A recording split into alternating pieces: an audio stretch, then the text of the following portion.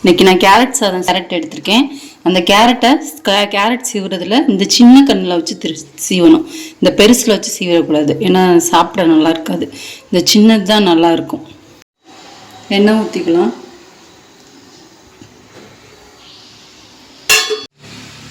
கடுகு போட்டுக்கலாம்.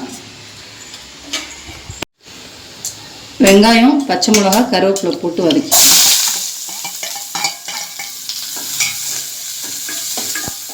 கேரட் போட்டுக்கலாம். சாதம் கிளறதுக்கு முன்னாடி கொஞ்சம் சாதத்தை எடுத்து ஆற வச்சுருங்க. அப்போ தான் சாதம் கிளறதுக்கு நல்லாயிருக்கும்.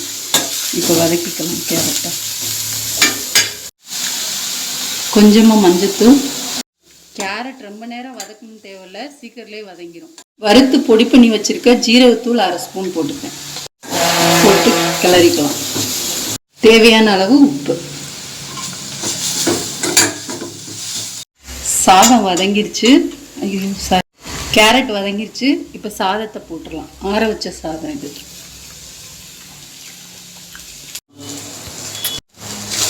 இப்போ போட்டு நல்லா கிளறிக்கலாம்.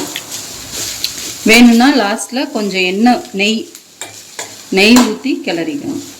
ஸ்மெல் நல்லாயிருக்கும். கேரட் ரைஸ் ரெடி ஆயிடுச்சு. லஞ்ச் பாக்ஸுக்கு ஏற்ற